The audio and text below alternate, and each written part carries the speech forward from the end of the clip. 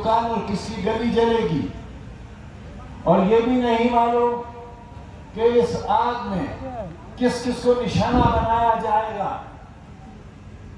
میں یہ بات آپ سے اشاروں کے طور پر کہہ رہا ہوں کہ بہت چوکنا، بہت ہوشیار رہنے کی ضرورت ہے، اس لیے کہ مجھے اچھی طرح یاد ہے 1980 میں جب میں پہلی بار MLA ہوا تھا، میرے پڑوس کا ضلع مراد آباد جو تقریباً 20 کلومیٹر کے فاصلے پر ہے، کانگریس کی حکومت تھی، عید کا دن تھا، عیدگاہ کے میدان میں ایک سور داخل ہوا اور اس سے نمازیوں کے کپڑے ناپاک کر دیے۔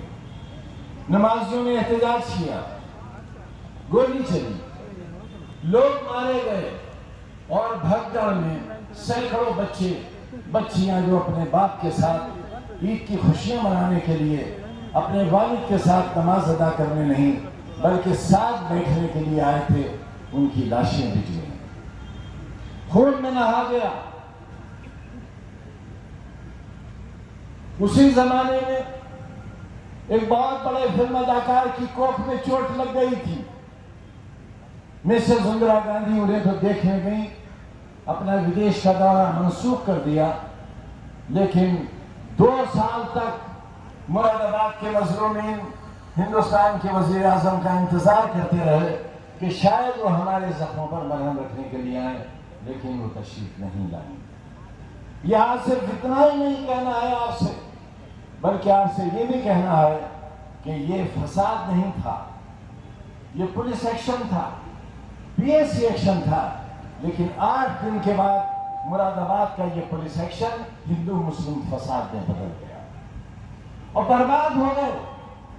مسلمان ایکسپورٹر برباد ہو گئے، ہندو ایکسپورٹر برباد ہو گئے، اور اس بربادی کے بعد آج تقریباً 42 برس گزر گئے ہیں، زخم باقی ہیں، ناسور باقی ہے، اس کے اندر کی بدبو باقی ہے، اور مراد آباد اپنے معاشی قدموں پر پھر دوبارہ کھڑا نہیں ہو سکا۔ لیکن ایک سبق ملا سب کو، ایک سبق ملا۔ 42 سال پہلے جو سانحہ ہوا تھا اس سے ایک سبق ملا، اور اس کے بعد کبھی ہندو مسلم فساد مراد آباد میں نہیں ہوا۔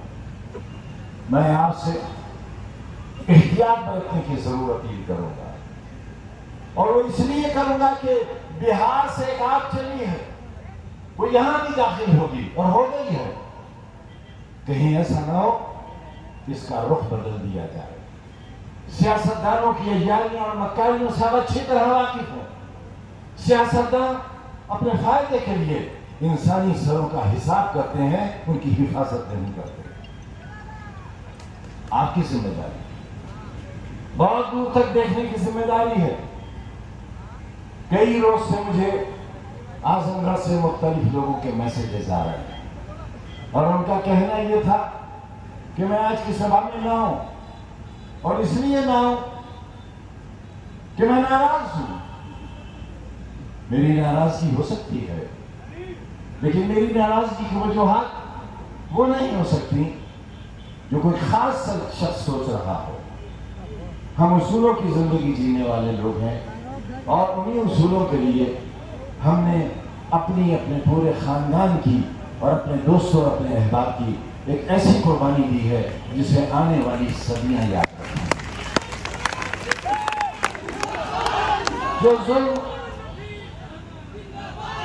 ہمارے ساتھ ہوئے ہیں وہ آزاد ہندوستان میں ہی نہیں بلکہ غلام ہندوستان میں بھی نہیں ہوئے ہوں گے۔ دنیا کے قانون بدل گئے، سالیٹری کنفائنمنٹ، تنہا کوٹھی رکھنے کا قانون پوری دنیا نے بدل دیا۔ اور کیوں بدلا؟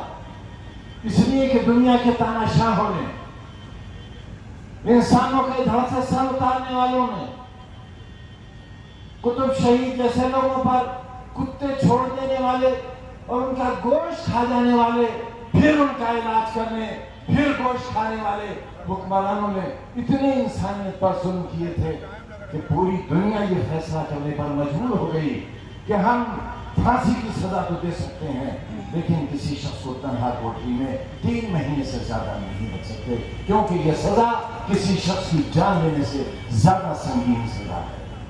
پوری دنیا کا قانون بدلا، ہندوستان کا قانون بھی بدلا، لیکن ہم حکم نصیب لوگ ہیں جو 27 مہینوں تک ایک 8x11 کی اندھیری کوٹری میں اس لیے رکھے گئے کہ ہم ایڑیاں رگڑ کر اپنی جان دے دیں یا اپنا ماتھا ان کے سامنے ٹیک دیں جن کے سامنے بہت لوگوں نے ٹیک دیا ہے۔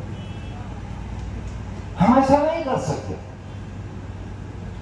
بہت سے سمجھوتے آئے ہمارے سامنے، بہت سے حل پیش کیے گئے، لیکن میں اکثر ایک شعر سناتا ہوں لوگوں کو، اس کا موقع تو یہ نہیں ہے لیکن مفہوم اسی سے ملے گا کہ ترک تعلقات کو ایک لمحہ چاہیے، کسی سے رشتہ توڑنے کے لیے صرف ایک چھاؤں چاہیے۔ ترک تعلقات کو ایک لمحہ چاہیے، لیکن تمام عمر مجھے سوچنا پڑا۔ اس لیے دوستوں، رشتے ایسے نہیں ٹوٹ جاتے، کسی سے وابستگی یوں ہی نہیں ہو جاتی، کسی سے تعلق یوں ہی پیدا نہیں ہوتا۔ میں آپ کے پاس اپنی ان تکلیفوں کا ذکر کرنے نہیں آیا ہوں۔ میری شکل، میری صحت سے آپ کو اندازہ ہوگا آج میں بہت بہتر حالت میں ہوں۔ میں اپنے پیروں پر چل کر آیا ہوں، ہمت سے آیا ہوں، اپنی خواہش، اپنے جذبے کی بنیاد پر آیا ہوں، اور آپ سے یہ کہنے کے لیے آیا ہوں کہ لمحوں نے خطا کی تھی، صدیوں نے سزا ہے۔ ہمیں آج جو کچھ سزا مل رہی ہے اپنی غلطیوں کی مل رہی ہے، اپنی سیاسی خطاؤں کی مل رہی ہے، ہمارے اس نا اتفاقی کی سزا مل رہی ہے۔ ہم انتظار کرتے رہے کہ ہم ایسے ہو جائیں۔ لوگ یہ سمجھتے تھے کہ جیل سے نکلنے کے بعد میں کوئی بہت بڑا انقلابی فیصلہ لوں گا، لیکن میں آپ سے بھی پوچھتا ہوں کہ اس کیفیت میں کون سا انقلابی فیصلہ لیا جاتا ہے؟ منتشر لوگوں میں کون سا انقلابی فیصلہ لیا جاتا ہے؟ پہلے متحد ہو کر دکھاؤ اور پھر کسی انقلابی فیصلے کی مجھ سے امید کرو۔ میں آپ کے اتحاد کے لیے آیا ہوں، ایسا اتحاد نہیں جو کسی کے لیے تکلیف کا باعث بن جائے، ایک ایسا اتحاد جس میں آپ کی بقا کا ایک سندیش چھپا ہوا ہو، پیغام چھپا ہوا ہو۔ سرکار نہیں بدل جائے گی، رامپوری اعظم گڑھ کا چناؤ ہارنے یا جیتنے سے حکومت نہیں بدل جائے گی، لیکن یہ احساس ہو جائے گا کہ ملک کے لوگ کیا سوچ رہے ہیں، کس طرف ان کا احساس رواں ہونے لگا ہے، یہ ضرور احساس ہو جائے گا۔ میرے عزیزوں، ہم شکرو ہیں، ہم نے خود کہا ہے کہ ہم شکرو ہیں، کسی دوسرے نے نہیں کہا ہم کو۔ جب دوسرے کہتے تب بات اور ہوتی، ہم خود میں اپنے مونیاں میں ڈھبن رہے۔